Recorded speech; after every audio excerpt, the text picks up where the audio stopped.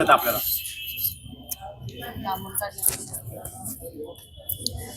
समाज जागरूक आहे. सगळ्या विषयांवरती राजकीय, सामाजिक, आर्थिक आणि सांस्कृतिक विषयावर अभ्यास करणारा समाज आहे.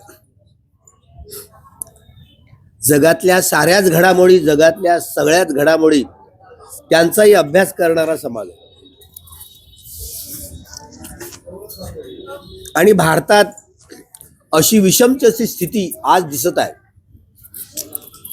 संविधानावर प्रश्न उपस्थित केले जातात. लोकशाही फासावर लटकलेली आहे. केवळ फास आवळण्याचं शिल्लक आहे. आणि अशी स्थिती असताना काय करावं नेमकं? लोक बोलता बोलताना अशा स्थितीत आता एकदा पुन्हा भीमा कोरेगाव घडवावं लागेल,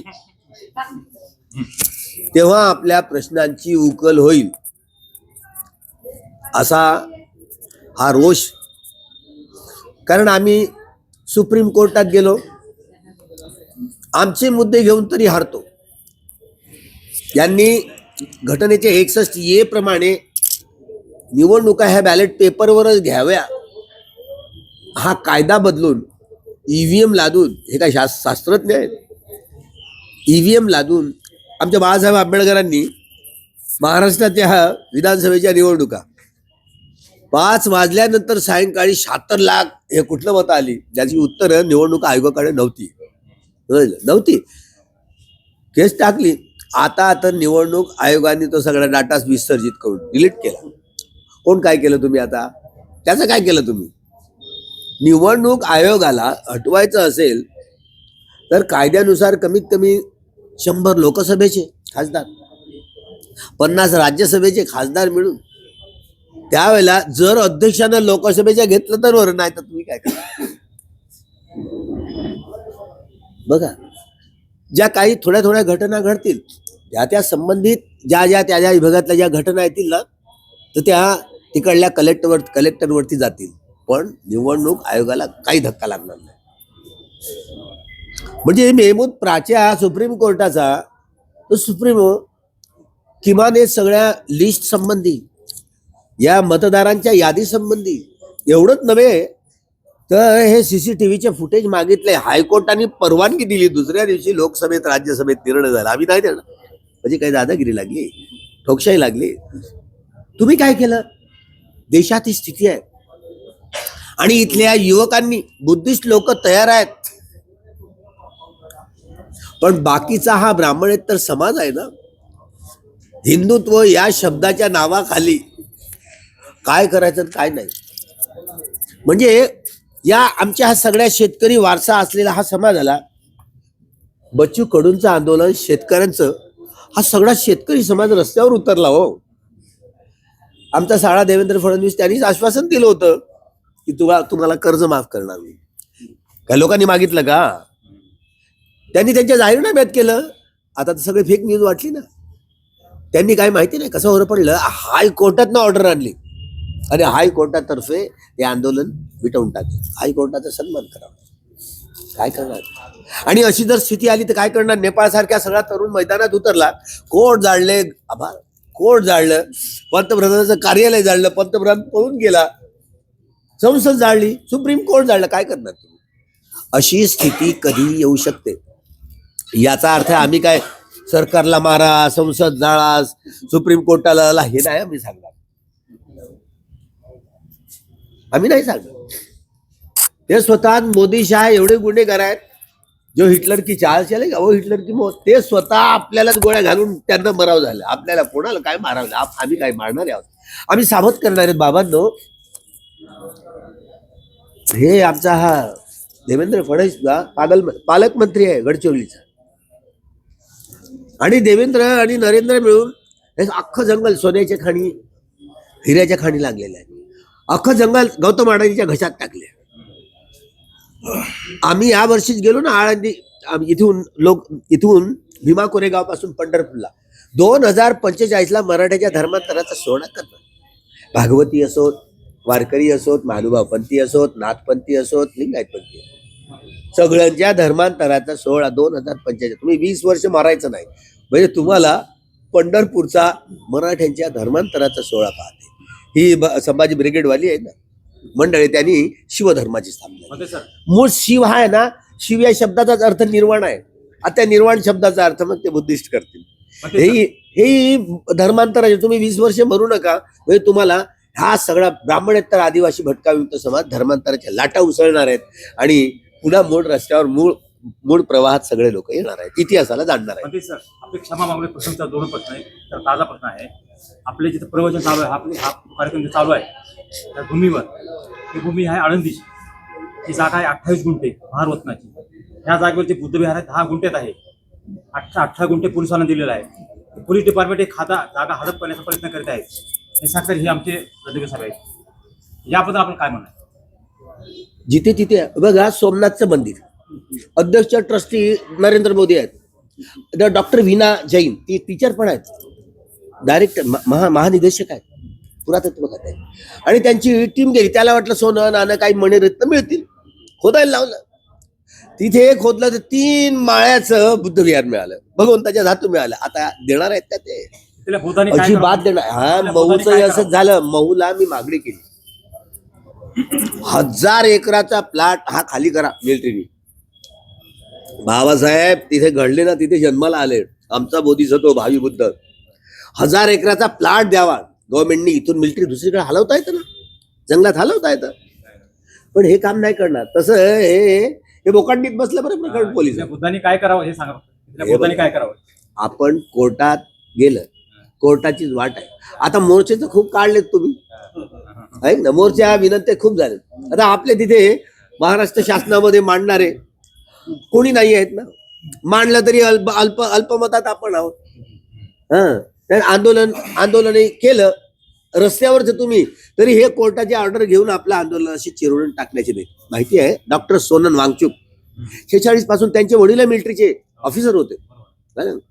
हा स्कॉलर माणूस, डॉक्टरेट माणूस, 19 म्हणजे त्या वातावरणाचा हा पर्यावरण वैज्ञानिक आहे. तो सरकारचं प्रतिनिधित्व घेण्यासाठी पाकिस्तानला गेला, त्याच्या देशप्रेमी वाटला. आता घटनेच्या अनुसूची 6 नुसार 46 पासूनच त्यांचं लेह लडाखचं आंदोलन सुरू आहे स्वतंत्र राज्याचे. त्यामुळं घटनेच्या 6व्या सूचीनुसार आम्ही स्वतंत्र राज्य लेह लडाखचं देऊ हा जाहीरनामा भाजपचा आहे, आणि त्याच्या आधारावर आंदोलन सुरू झालं. 2 वर्ष त्यांना जमानत, नासामध्ये टाकलंय त्याला. 2 वर्ष त्यांची जमानत मिळणार. तुम्ही आम्ही काय केलं? आम्ही तरी किमान मोर्चा तरी काढला. तुम्ही काय केलं? देऊच्या लोकांनी, इथल्या आळंदीच्या लोकांनी, कुठल्या तरी लोकांनी. अरे आपल्या इथे बुद्धिस्ट लोक आहेत सगळे. गावांवरती लहान लहान पोरं मेली, अजून माहिती नाहीये. ते बुद्धिस्ट आहे. हा अरवल पर्वत आहे ना सगळा, एवढा जेता गुजरात, राजस्थान, हरियाणा हा पार्ट, पंजाबचा पार्ट, अख्खा जंगल गौतम अडाणीच्या, तो प्रदेश आहे ना पूर्ण जो लेह लडाखचा, तो सगळा परिसर गौतम अडाणीच्या घशात टाकलाय. हा अरवल पर्वत. अरे तुम्ही आक्रमण केलं तरी एक बुलडोजर टाळलं तर तुमचं काढून टाकतात. गौतम अडाणीला आता ते सगळं पहाड तोडू लागले, सगळे लोक रस्त्यावर उतरले, मला निमंत्रण देत आहेत. तिकडून वांगचुकच्या पत्नीचा तिथल्या कार्यकर्त्यांना म्हणते जी आपण येताय का बघा. आता हे आंदोलन संपल्यावर, आम्ही पदयात्रा संपल्यावर येऊ म्हटलं. म्हणजे हे सामूहिक आंदोलन, तिकडे जे भिल समाज सगळा तिथून हटवला जाणार आहे. याच वर्षी जो आम्ही धर्मांतराची घोषणा केली ना, देवेंद्र फडणवीस बोलला, हे लोक दिंडीतही यायला लागले, विठ्ठल बुद्ध आहे, विठ्ठल बुद्ध आहे असं म्हणायला लागले. हे अर्बन नक्सल आहे. दुसऱ्या दिवशी नागरी हक्क कायदा म्हणून पारित केला. कशासाठी? गौतम अडाणीचं सुरक्षण करण्यासाठी. तो सगळ्या गडचिरोलीचा परिसर गौतम अडाणीच्या घशात टाकलाय त्यांनी, नरेंद्र मोदी आणि देवेंद्र फडणवीसांनी. आणि एवढंच नव्हे, आता तिथून आदिवासींना हटवणार आहे बा. म्हणजे आम्ही काय करतो आहोत, कुठे आहोत? म्हणजे आदिवासींना पळवून लावणं. ते मुस्लिम असोत, ते जैन असोत, शीख असोत, इसाई असोत, त्यांचे मंदिरं तोडा. हा आपला अयोध्येचा हा मालमटेरियल आपलाच, पण सरकारने हिसकावला की नाही, आम्ही आहोत तसे. म्हणजे सोमनाथचाही मामला, बोधगयेचा मामला 134 वर्ष झाली. आपला भूषण गवई आले, थोडासा आशावाद वाढला होता. पण आता आम्हाला काय माहिती, ज्या न्यायाधीश लोहियाची हत्या ज्या तळीपारांनी केली होती, त्याच्यामुळे भूषण गवईंनी त्यांना वाचवलं. त्याचं बक्षीस पत्र म्हणून 6 महिन्यासाठी ईव्हीएमची केसही त्यांच्याकडे जाणार नव्हती आणि महाबोधी विहाराची त्यांच्या पटलावर जाणारच नव्हती, अगोदरच ठरलेलं. म्हणजे या भूमीची विशेषता अशी आहे उलट अनुसूचित जाती जमाती या क्रिमिलियर हे उपवर्गीकरणाचा भाग आमचा माणूस आला ना, आमच्याच पाठीत खंजीर खुपसून गेला, असं झालं. काय करणार आहात? ज्यांचं उत्पन्न 5 लाखाच्या वरती आहे त्यांना सवलती मिळणार नाही. बघा, अरे हे उपवर्गीकरण अबकडन हे आमच्या पाठीत खंजीर खुपसून गेला. आता विचार, याची पहिली पिढी भूषणची ठीक आहे, दुसऱ्या पिढीचं काय होईल त्याला तरी माहिती आहे का? त्यामुळं कोण कसं वागतं, आता कोणावर विश्वास ठेवायचा? त्यामुळे तावून सुलाखून आपण हे आंदोलन बाबासाहेबांच्या या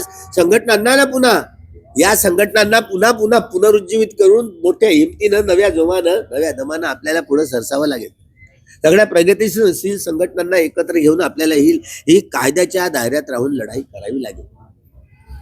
त्याची या भूमीची विशेषता अशी आहे, ही भूमी 14 जानेवारी 57 इथे मुकुंदराज आंबेडकर साहेब इथे आले होते. त्यांनी झमक दिशा दिली. या भूमीची भविष्यता अशी आहे. तालुक्यातून 2 ठिकाणं, आळंदी आणि राजगुरुनगरच्या जवळ वाडा. 14 जानेवारी 57 निधनानंतर 1 वर्षांनी झालेलं. त्यामुळं ही तर दीक्षाभूमी म्हणून मान्यता आपण असंच वर्णन करत आहोत. हडप कशी होऊ द्यायची मग? नाही, आपण ही दीक्षाभूमी म्हणूनच तिचं वर्णन, हे केवळ स्मारक नाही तर मुकुंद आंबेडकरांच्या उपस्थितीत या ठिकाणी धर्मांतराचा सोहळा, दीक्षांचा सोहळा. त्यामुळं आहे ना, दीक्षांत दीक्षाभूमी ही आळंदी दीक्षाभूमी आहे आणि दीक्षाभूमीचं मोठं वैभव असतं. 14 तारखेला तुम्ही दरवर्षी किमान मोठा कार्यक्रम ऑर्गनाईज करायचा आणि सगळ्या लोकांना पुन्हा बोलवायचं. हे चैत्यभूमी सारखी पुन्हा वाढेल बरं का. आणि हा दबाव देऊन, सरकारवर दबाव देऊन हा मोर्चा सगळा आपण मुंबईत घेऊन जाऊ. सगळे मुंबईत घेऊन जाऊ आणि सगळ्या प्रगतीशील संघटना एकत्र करून मुंबईत घेऊन जाऊ आणि या दीक्षाभूमीची पुनर्रचना की मुकुंदराव आंबेडकरांच्या उपस्थितीत धम्मदीक्षा झाली, त्यामुळे ही दीक्षाभूमीच आहे. आणि अशा सुरात हा सगळा 14 जानेवारीला हा मोठा कार्यक्रम तुम्ही ऑर्गनाईज करावा. देशाविदेशातल्या भिक्षूंना, उपासक उपासिकांना आवाहन करावं. नक्कीच याला आणखी जोर मिळेल आणि यांना एक ऊर्जा मिळेल मोठी आणि पुन्हा या बाबासाहेबांच्या संघटना पुन्हा ह्या जीवित होतील आणि पुन्हा नव्या दमानं कामाला लागतील. धन्यवाद सर. माय माऊली न्यूज चॅनलसाठी सुखी हो. कॅमेरामॅन आनंद पाटील सिलामेसह माय माऊली चॅनलचा संपादक हनुमंत भेदे. सप्रेम जय भीम. सुखी हो. वंदना म्हणते, सुखी हो. मंगल. मी प्रवीण चौधरी, जय चौधरी क्रिएटर चॅनल आहे आमचं. चैत्यभूमी ते जयस्तंभ भीमा कोरेगाव हो. हा खूप छान उपक्रम आहे. मी जयस्तंभाच्या मालकी हक्काविषयी आपणास प्रश्न छोटस एक विनंती करू इच्छितो. जो मालकी हक्क दावा केला जात आहे माळवदकर कुटुंबाकडून, त्यांचंही स्टेटमेंट मी अभ्यासलं. हो. त्यांच्या स्टेटमेंट मध्ये मी एक बारकाईने गोष्ट जी पाहिली, असू द्या, मी बारकाईने जी गोष्ट पाहिली त्याच्यामध्ये त्यांचा स्पष्टपणे उल्लेख आहे की 1950 अगोदर ब्रिटिशकालीन याच्यामध्ये आमच्या पूर्वजांना हा स्तंभ देखरेखीसाठी आणि दिवाबत्ती करण्यासाठी दिला होता.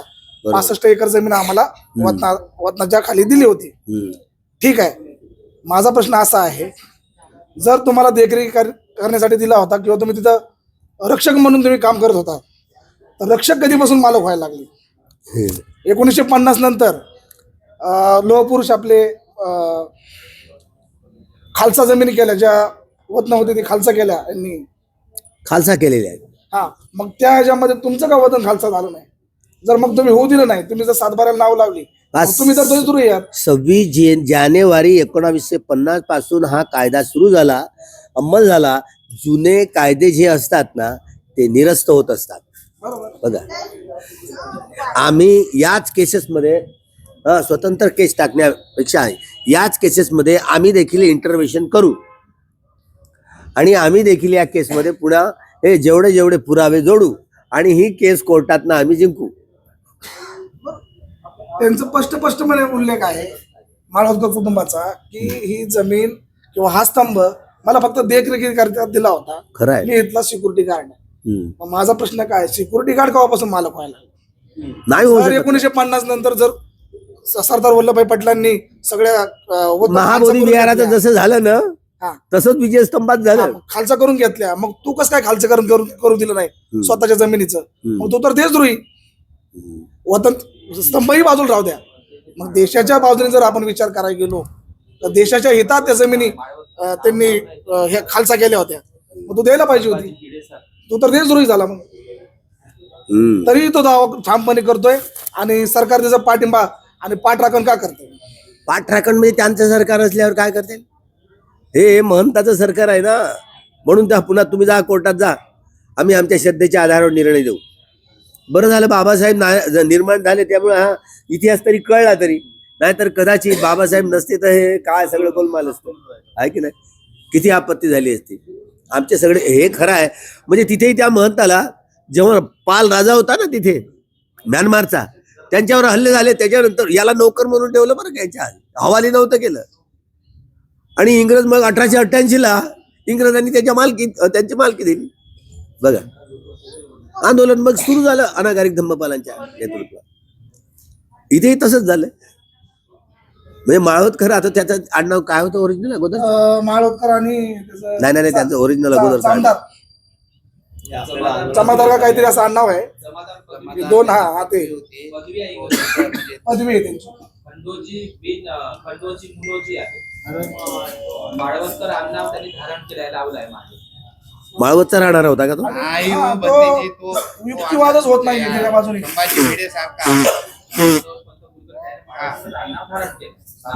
संभाजी भिडे जसा आहे तसाच तो आहे. खंडोजी मुलोजी असं नाव आहे, पण त्याने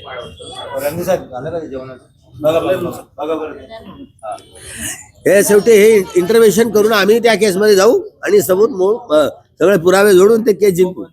महाबोधी मवेरासारखाच ऍक्ट आहे. हे तेच ना, जुने सारखंच आहे ना. हे कसे सगळे व्हायला पाहिजे. रद्द म्हणजे 2000 जे 26 जानेवारी 1950 पासून जो कायद्याचा अंमल सुरू झाला, जुने कायदे सगळे परत होतात. सारखंच आहे ना. 260 एकर. बरोबर आहे प्रश्न तो. प्रश्न बरोबर आहे की नाही? जर कायदा जर वतन खालचं झालं तर ह्यांनी बंदुका होत्या जुन्या हवाली केल्या होत्या. सगळा तो कायदा जसा परास्त आहे.